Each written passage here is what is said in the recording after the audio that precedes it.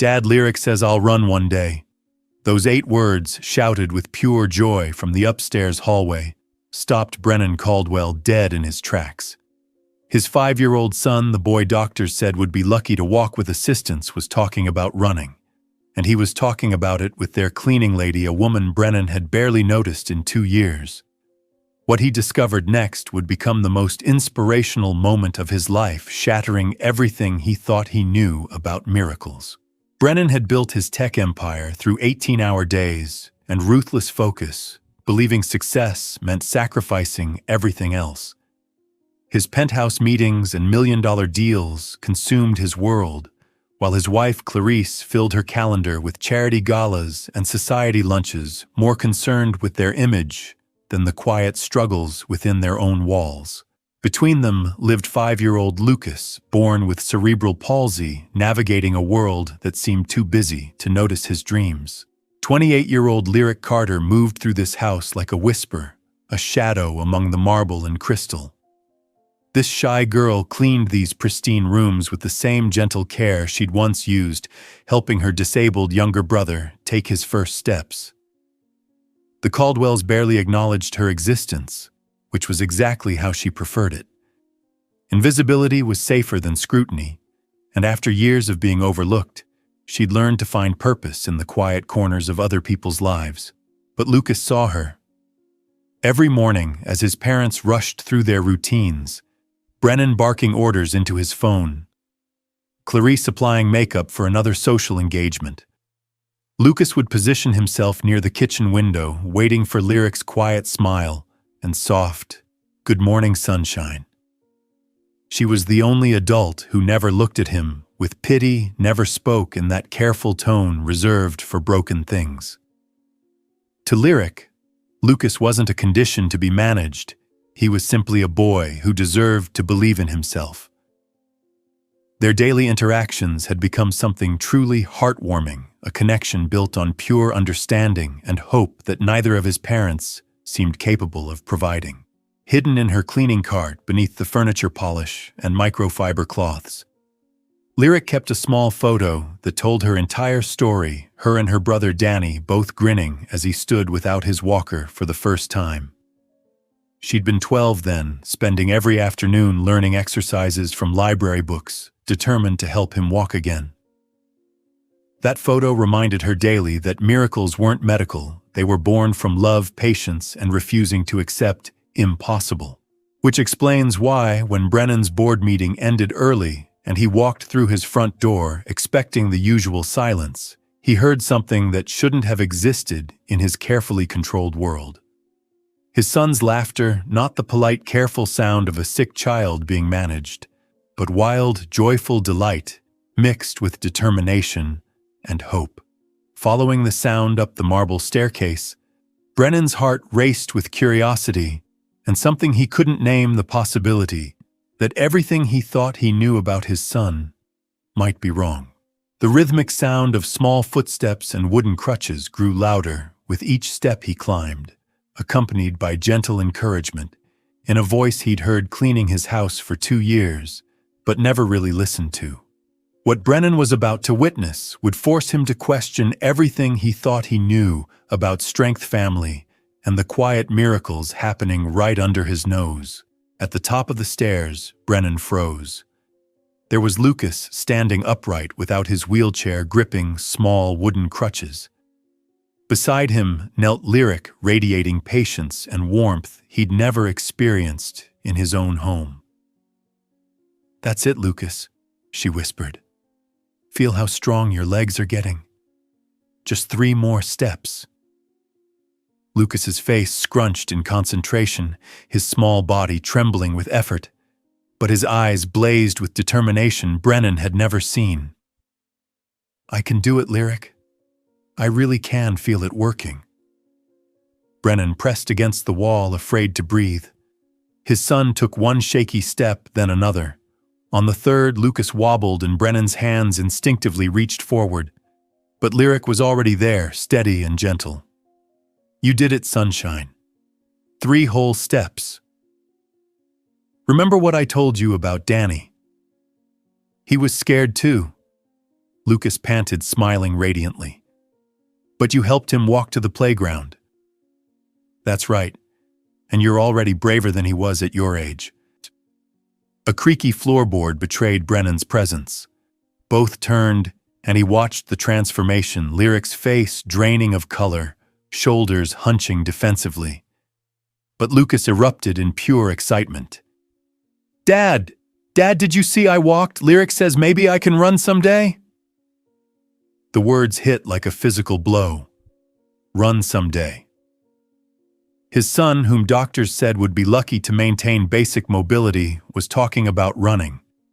And this shy girl, a woman he'd never really seen, had put that impossible dream into his child's heart. I'm so sorry, Mr. Caldwell. Lyric stammered, already packing the crutches. I know I shouldn't have interfered. He seemed so discouraged yesterday, and I thought maybe... How long? Brennan's voice came out rougher than intended. Sir, how long have you been working with him? The question hung like a challenge. Lucas looked between them anxiously. 6 months, Lyric whispered. Just during his rest time when Mrs. Caldwell has her appointments. I never meant to overstep. 6 months. Brennan tasted the weight of those words. 6 months of progress he'd never witnessed, never asked about. What kind of improvements has he made? Before Lyric could answer, Lucas piped up with 5-year-old honesty. I couldn't even stand without falling when Lyric started. Now I can stand for 5 whole minutes, and yesterday I picked up my toy without my grabber stick. Each achievement landed like an accusation. These weren't just milestones. They were victories his son had celebrated with someone else. Dreams shared with someone else, hope found in someone else's belief. Lyric learned because of her brother. Lucas continued oblivious to the complex emotions on his father's face. She says everyone deserves to feel strong even if they're different. Rapid heels clicking up the stairs interrupted them. Clarice appeared, her designer workout clothes a stark contrast to Lyric's simple uniform. Her gaze took in the scene crutches. Her husband's stunned expression. Their son standing unsupported, and her face hardened. What exactly is happening here? Lucas shrank immediately, confidence crumbling. Mom, I was just demonstrating for Dad. Lyric. Ice could have formed from her voice. You are not authorized to work with my son. This is completely inappropriate. Mrs. Caldwell, I understand your concern. Lyric began barely above a whisper. But Lucas was making wonderful progress, and I have experience. I don't care about your experience. You're the cleaning lady. You clean. You don't play therapist with my child. Brennan watched his wife's fury with growing displacement. This was wrong, the tone, the dismissal, the way Lucas folded into himself with each harsh word. For the first time in years, he truly looked at his family, and he didn't like what he saw. Actually, he said quietly, both women turning in surprise. I'd like to hear more about this experience Lyric mentioned. The room fell silent. What had started as an accidental discovery was becoming something much deeper, a heartwarming story of connection that challenged everything Brennan thought he knew about his own family. But what Brennan was about to learn would change not just how he saw Lyric, but how he understood the very meaning of courage itself. The silence following Brennan's request was deafening. Clarice's mouth opened wordlessly, while Lyric looked ready to disappear into the wallpaper. But Lucas broke the tension, slipping his small hand into Lyric's with complete trust. Tell him about Danny, Lyric. Tell him how you helped Danny walk again. Lyric's eyes filled with tears, but she took a shaky breath. My younger brother was born with spina bifida. Doctors said he'd never walk independently. My parents were overwhelmed, they meant well, but treated Danny like he was fragile, like he might break if they expected too much. Brennan found himself leaning forward, drawn into her quiet words. This shy girl had lived through something profound, something that shaped her gentle strength. When I was 12 and Danny was 7, I started checking out physical therapy books from the library. I watched videos online, practiced with him every day after school. I turned it into games: pirates walking the plank, astronauts learning to walk on Mars. That's so cool, Lucas whispered, eyes wide. It took 3 years, Lyric continued, voice growing stronger. 3 years of tiny steps, falls, days when Danny wanted to give up, and days when I wanted to give up. But one morning, he walked across our kitchen to get his own cereal. Not because he had to, but because he wanted to. Because he finally believed he could. The image hung between them, a teenage girl with unwavering faith, helping her brother discover strength. Brennan felt something crack in his chest, admiration mixed with shame. Her story was genuinely inspirational, the kind of dedication most people only read about. Where is Danny now? Lyric's smile was radiant. He's a sophomore at UCLA studying physical therapy. He runs marathons now. Says he wants to help other kids feel what it's like to believe in their own bodies. That's amazing, Lucas breathed. Just like you're helping me. Clarice had gone very still. When she spoke, her voice was dangerously quiet. That's a lovely story, Lyric, but Lucas isn't your brother. He's my son, and I decide what's appropriate. Of course, Mrs. Caldwell. I never meant to overstep. But you did overstep. You made my son believe things that might not be possible. You gave him unrealistic expectations. Unrealistic expectations. The words escaped Brennan. Clarice, did you see him walking? Did you see how proud he was? I saw him risking injury with someone who has no medical training, no credentials, no understanding of his limitations. His limitations. Brennan's voice rose, surprising everyone. When did we start talking about our son's limitations instead of his possibilities? Lucas looked between his parents with growing distress. I'm sorry, he whispered. I didn't mean to cause problems. I just wanted to feel strong. The broken whisper cut through Brennan's anger like a knife. He knelt to Lucas's eye level, really looking at him for what felt like the first time in months. Lucas, listen to me. You are strong. What you did today, what you've been doing with Lyric, that takes incredible courage. But Mom said, your mother is worried, Brennan said gently, surprising himself with honesty. Sometimes when people are worried, they try to protect by limiting instead of encouraging.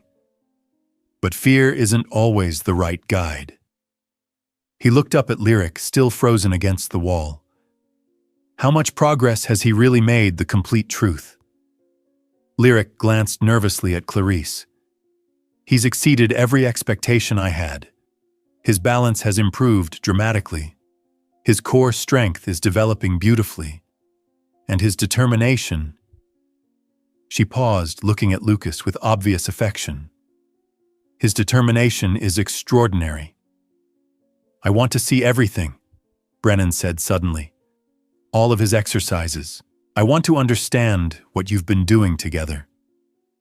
Brennan, this is ridiculous, Clarice interjected. We have actual doctors, actual therapists, who see him once a week for 30 minutes, Brennan shot back, who give us reports about managing his condition, not helping him thrive. For the next hour in the quiet hallway, Lyric walked Brennan through Lucas's routine.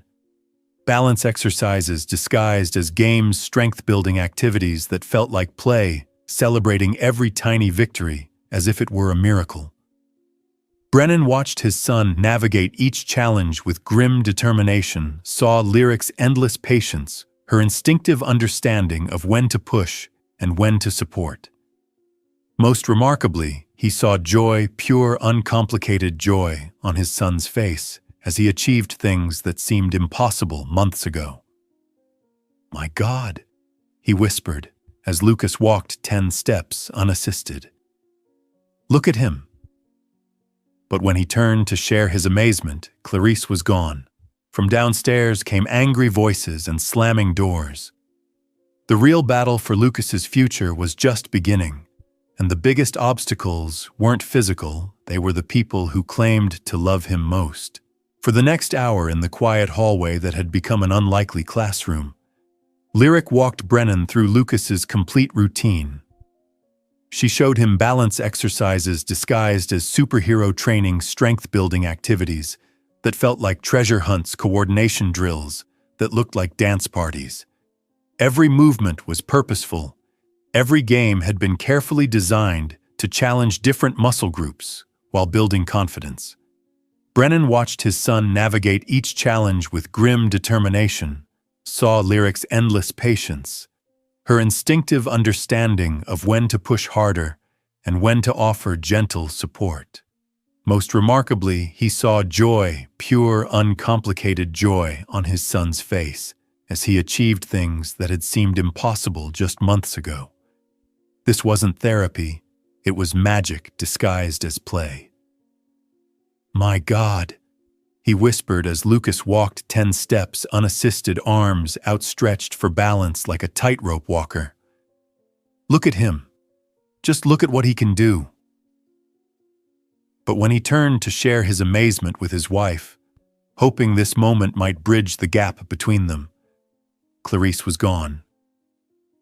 From downstairs came the sound of angry voices and slamming doors, a symphony of conflict that made Lucas flinch and reach instinctively for Lyric's hand. Downstairs, voices grew louder and more hostile, and Brennan recognized Blair's sharp, mocking laugh cutting through the air like a weapon. Lyric immediately began packing equipment with shaking hands, her brief moment of confidence evaporating. "I should leave right now," she whispered, her voice thick with unshed tears. "I've caused enough trouble for your family. This is exactly what I was afraid would happen." "No." Brennan's firmness surprised even him. "Lucas, would you like to show me more exercises tomorrow, and the day after that?"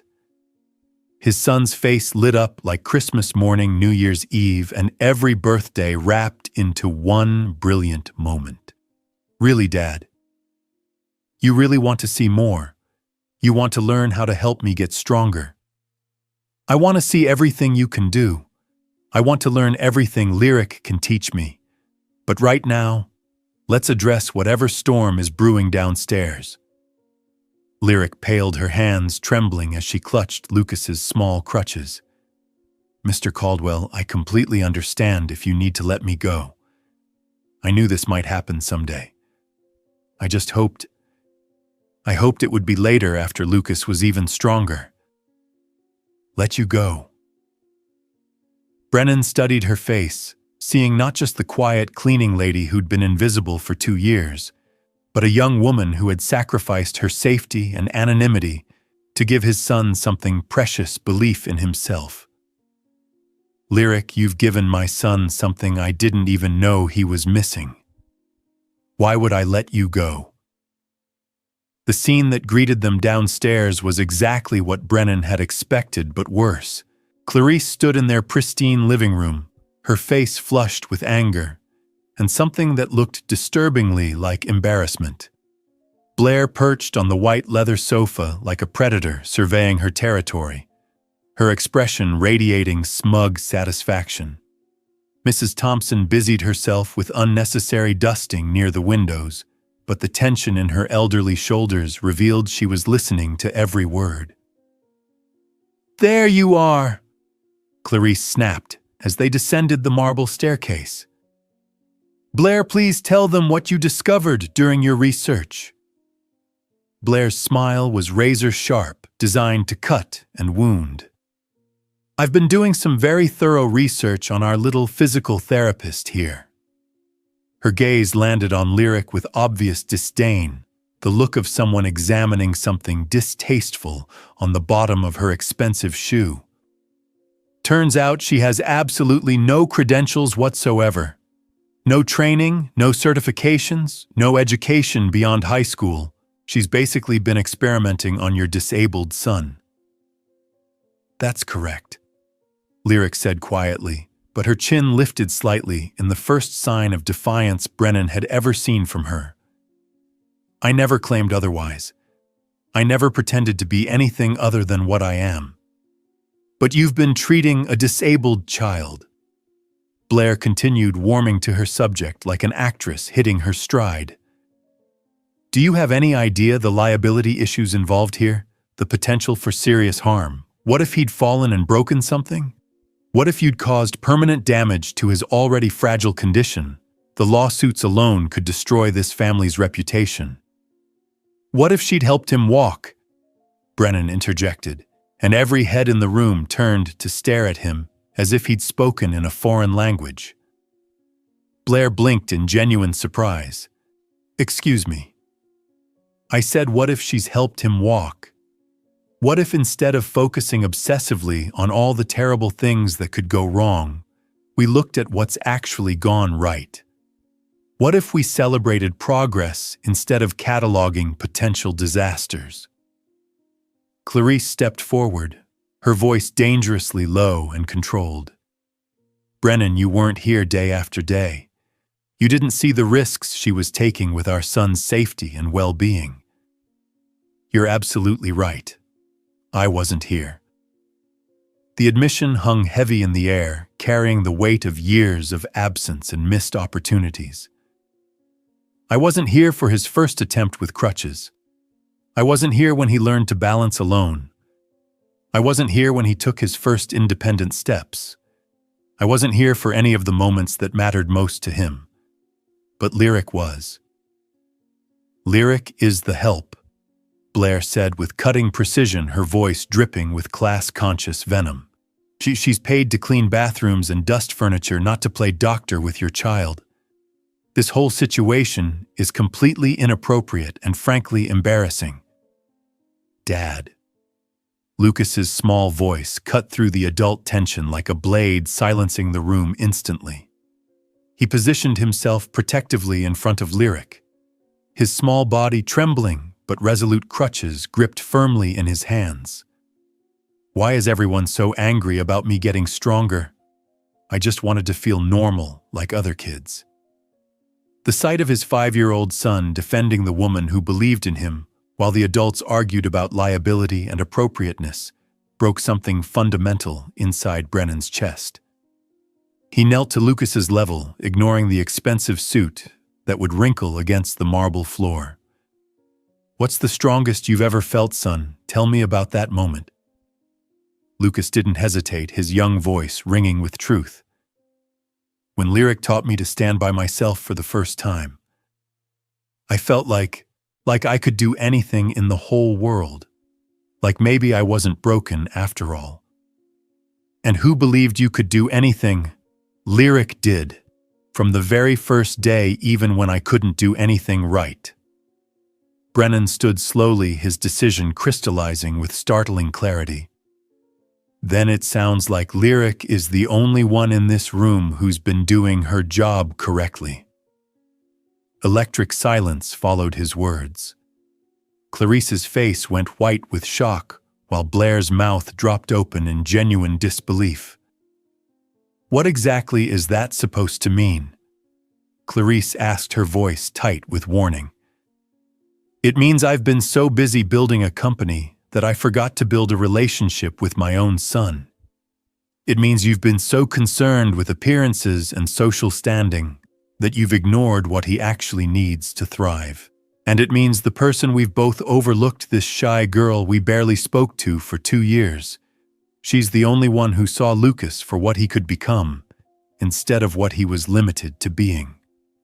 Mrs. Thompson had stopped her pretend dusting and was watching the confrontation with sharp, intelligent eyes.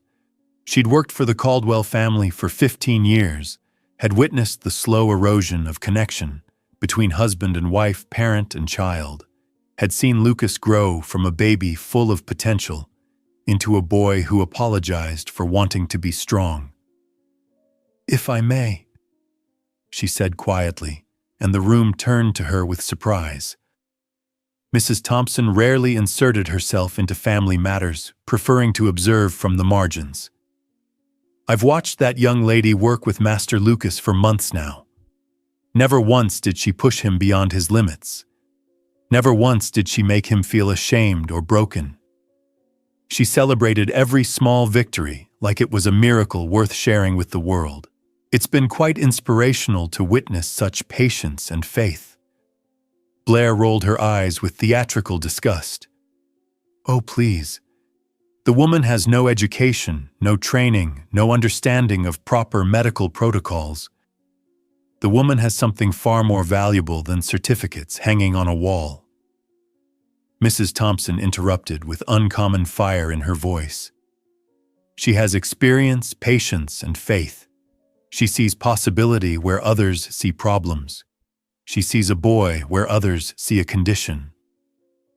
"This is absolutely ridiculous," Clarice said, but her voice had lost some of its earlier conviction. "We have doctors, we have licensed professionals, we have people with actual qualifications who see Lucas once a week for 30 minutes and send us home with exercises he hates." Brennan said, his voice growing stronger. "Lyric has been here every day making therapy into play, turning struggle into strength, creating something heartwarming and meaningful instead of clinical and cold." Lucas tugged on his father's sleeve with determination. "Dad, can I show you something special?" Without waiting for permission, Lucas actually walked with purpose and grace across the living room to where Mrs. Thompson stood near the windows. 10 feet of polished marble navigated with careful but confident steps. His concentration absolute, but his fear completely absent. The room fell into complete reverent silence. When he reached Mrs. Thompson, she wrapped him in a gentle hug, tears streaming down her weathered cheeks. "Oh, my dear boy, look at you. Just look at what you can do. You're absolutely magnificent." But as Lucas basked in Mrs. Thompson's praise, soaking up the encouragement he'd been starved for, nobody noticed the storm clouds gathering in Clarice's eyes or the cold calculation replacing shock on Blair's face. The demonstration should have been pure celebration. Instead, it hardened something in Clarice's expression while Blair whispered urgently in her ear. "Enough," Clarice said suddenly, voice cutting through gentle encouragement. "This spectacle ends now." She strode across the room, placing hands firmly on Lucas's shoulders, gripped tight enough to make him wince. "Lucas, go to your room. Adults need to talk." "But Mom, I wanted to show Dad my other exercises." "Room, now." The harsh command made Lucas flinch, but before he could move, Brennan stepped forward. "Actually, Lucas can stay. This conversation is about him, so he deserves to hear it." Clarice's eyes flashed dangerously. "He's 5 years old, Brennan. He doesn't get a vote in adult decisions." "Maybe that's been part of our problem," Brennan replied quietly. "Making decisions about Lucas without considering what Lucas wants or needs." Blair chose that moment to strike. What Lucas needs is qualified medical care, not amateur hour with the cleaning lady.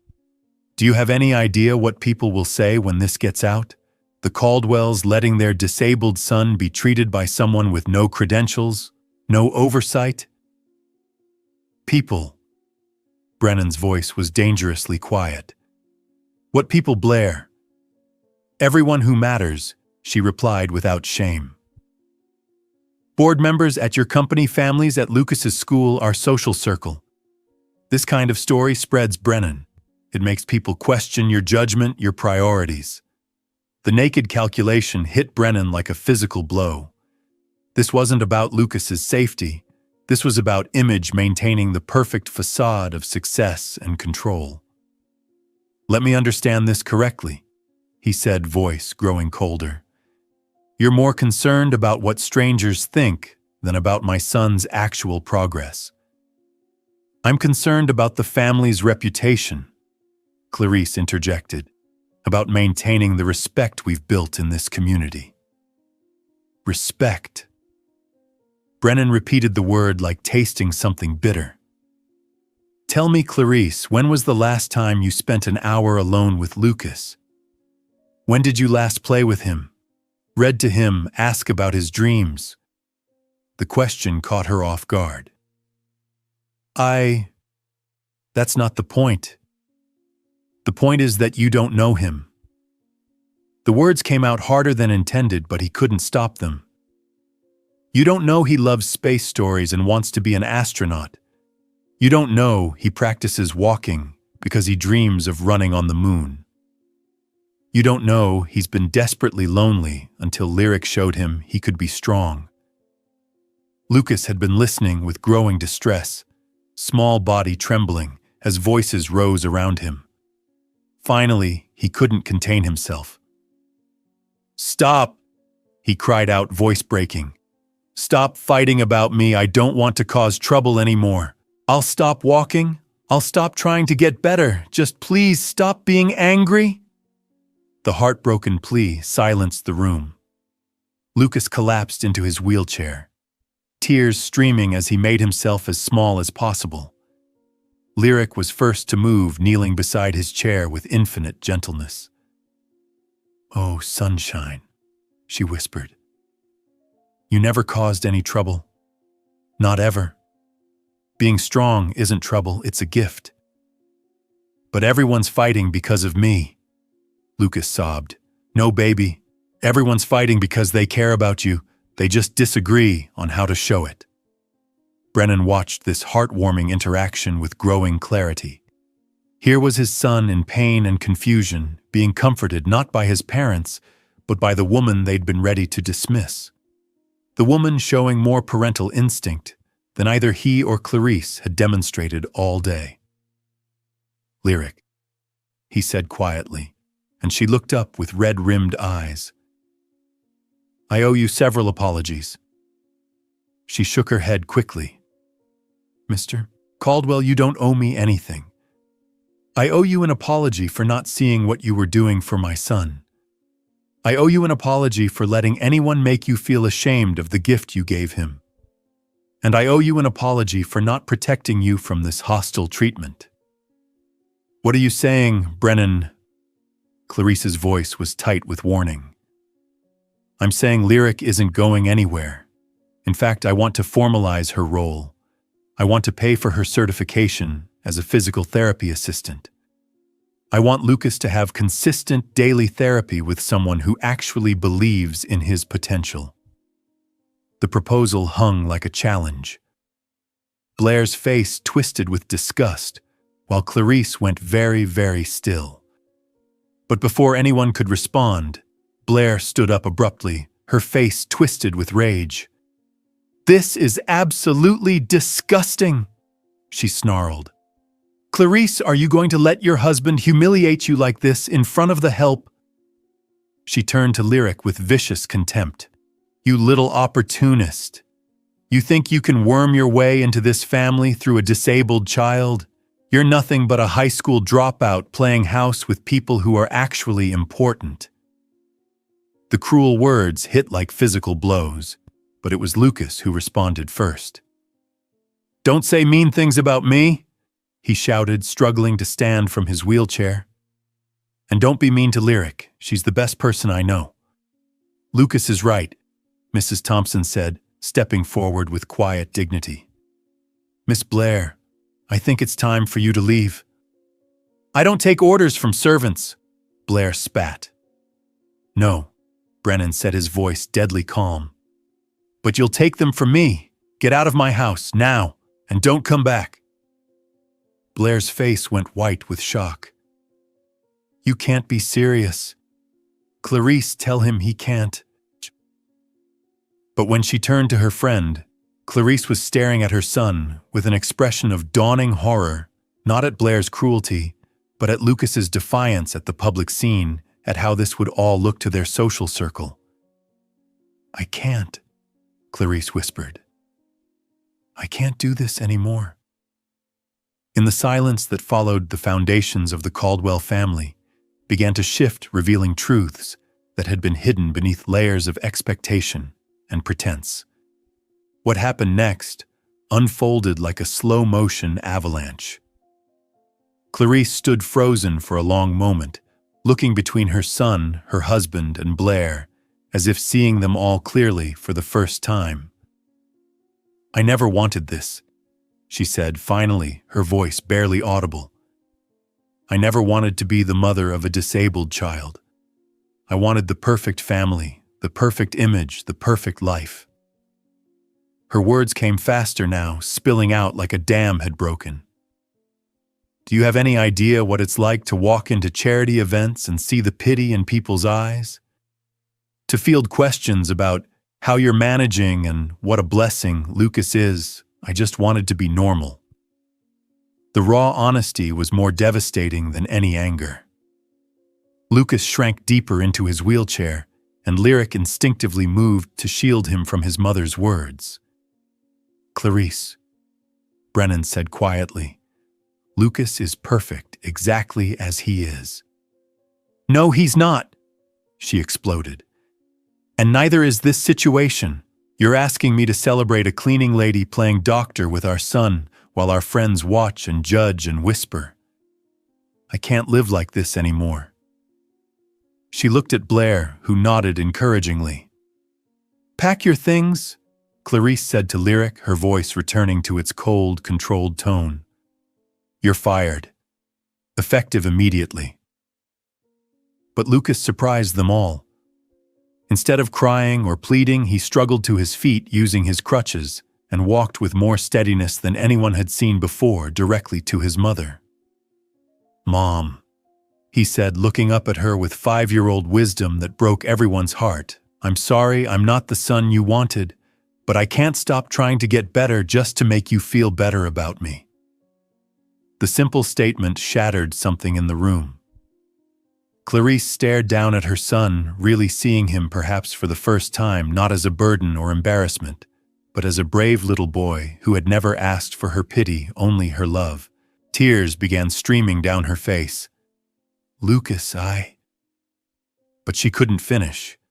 Instead, she turned and walked toward the stairs. "If you leave now," Brennan called after her, "don't come back." She paused on the bottom step without turning around. "I can't be what you need me to be," she whispered. "Any of you." 20 minutes later, Clarice and Blair were gone, their departure marked only by the slam of car doors and the sound of tires on gravel. The house felt different, immediately lighter somehow, as if a weight had been lifted from its very foundations. "Is Mom coming back?" Lucas asked, his voice small but not broken. Brennan knelt beside his son's wheelchair. "I don't know, buddy. But what I do know is that you are brave and strong and perfect, exactly as you are. And whether your mom is here or not, that will never change." Lucas nodded solemnly, then looked at Lyric. "Are you really staying?" "Well," Brennan said, standing and facing Lyric directly, "that depends on whether Lyric wants to stay. Not as a cleaning lady, but as what she's already been, Lucas's therapeutic companion and our family's guardian angel." Lyric's eyes filled with tears. "Mr. Caldwell, I can't ask you to." "You're not asking. I'm offering. I want to sponsor your certification pay for your education and give you a real position helping not just Lucas, but other children who need someone to believe in them the way you believed in him." From the corner of the room, Mrs. Thompson smiled through her own tears. "If I may say so, sir, that's exactly what this family needs. What Master Lucas needs." 6 months later, as they sat in the garden watching the sunset, Lucas demonstrated his latest achievements for his father with Lyric's gentle guidance. For the first time in years, Brennan felt truly present. Not thinking about tomorrow's meetings or yesterday's failures, but completely absorbed in his son's small victories. What they had built together was genuinely inspirational. This shy girl had helped transform not just Lucas's physical abilities, but the very heart of their family. The program they'd started, Strength in Small Steps, was already helping dozens of other children across the city. "Dad," Lucas said as they prepared to go inside, "I think maybe Mom was right about one thing." Brennan's heart clenched. "What's that, son?" "We're not normal," Lucas said with a grin that could light up the world. "We're better." And in that moment, Brennan realized that sometimes the greatest success isn't measured in dollars or deals, but in the courage to see what's been there all along, the heartwarming truth that love shows up in the most unexpected places. What quiet miracle might you be overlooking in your own life?